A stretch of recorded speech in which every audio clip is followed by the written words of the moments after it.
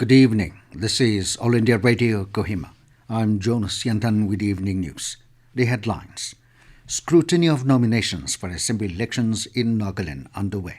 Prime Minister Narendra Modi says world is looking towards India with great hope and positivity. RBI increases repo rate by 25 basis points to 6.50%.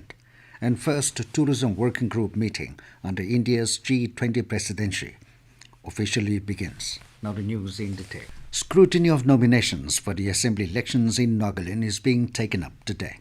According to the latest updates from Election Commission of India, till 7 p.m., nomination papers of 17 candidates have been rejected so far, while 3 candidates have withdrawn their nomination papers. Nomination papers of Niperio for 11 North Nangamute 2 has been cleared.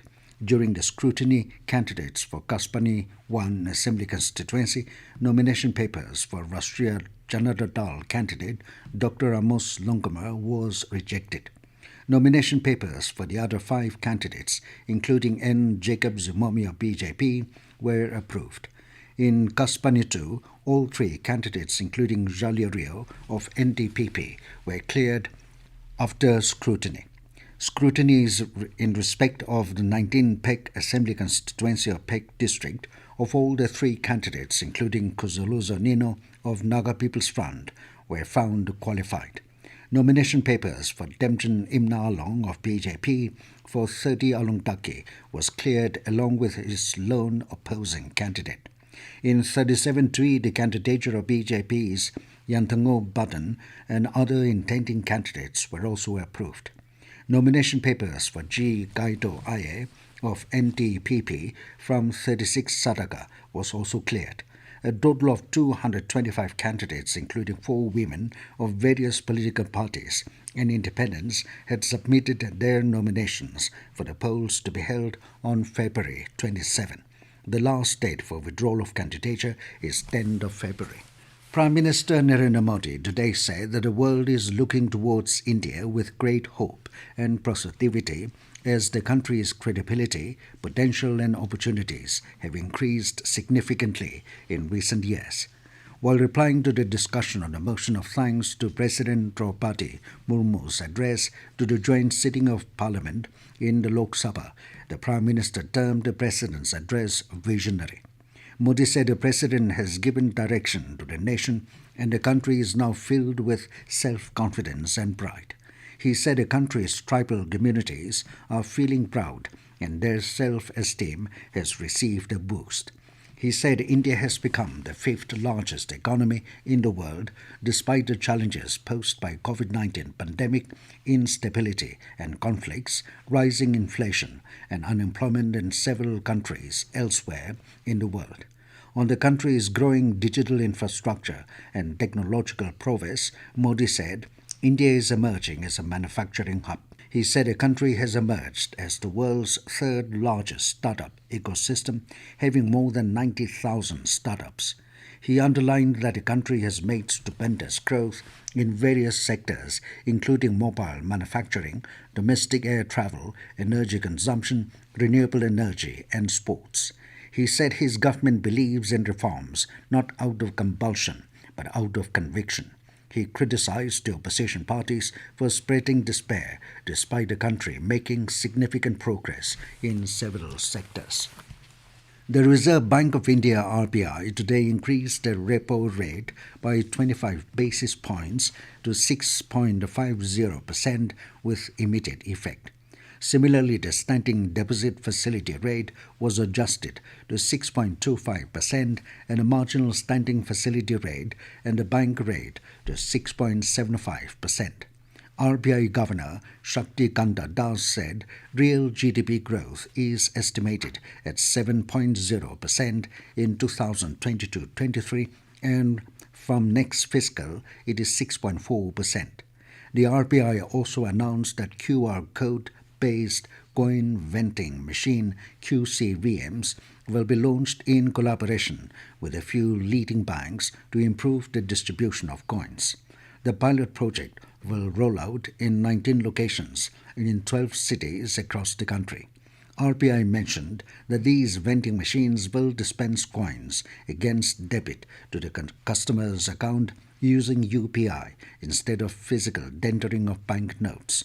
These vending machines are planned to be installed at public places such as railway stations, shopping malls, and marketplaces to enhance ease and accessibility.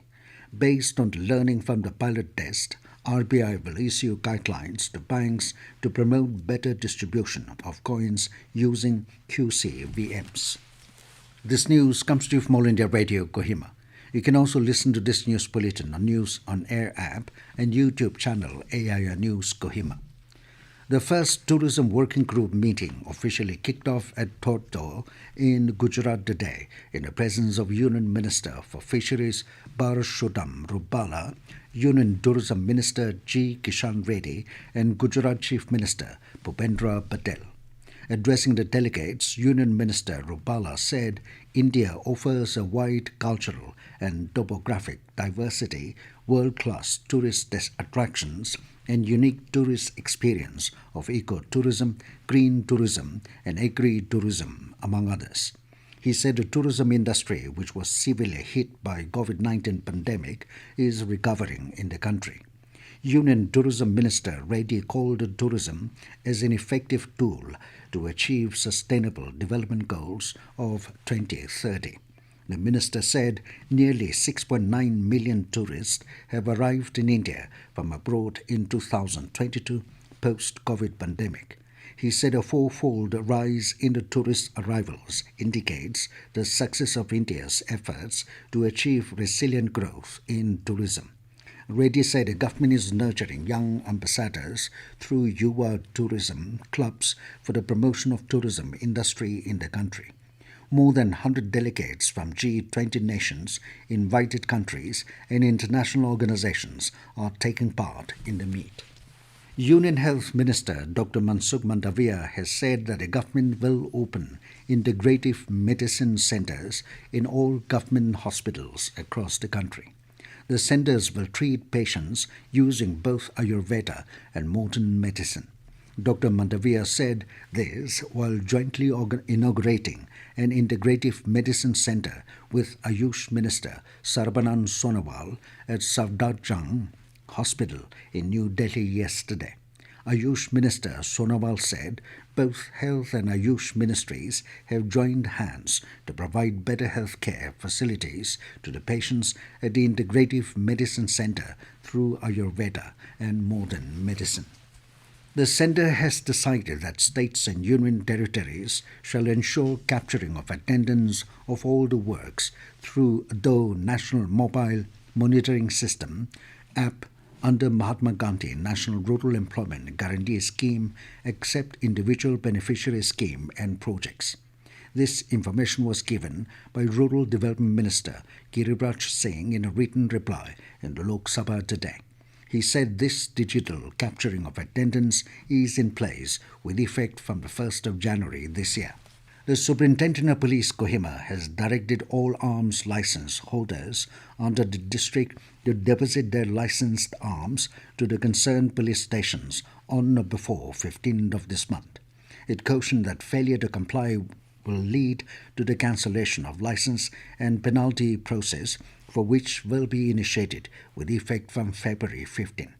This is in pursuance to the Deputy Commissioner and District Election Officer Kohima's order last month regarding deposit of firearms along with ammunition and license to ensure peaceful, free and fair poll during the forthcoming general election. And now to end the news, here are the main points again. Scrutiny of nominations for Assembly elections in Nagaland underway. Prime Minister Narendra Modi says world is looking towards India with great hope and positivity. RBI increases the repo rate by 25 basis points to 6.50%. And first tourism working group meeting under India's G20 presidency officially begins. That is all we have in this evening news bulletin. Good night.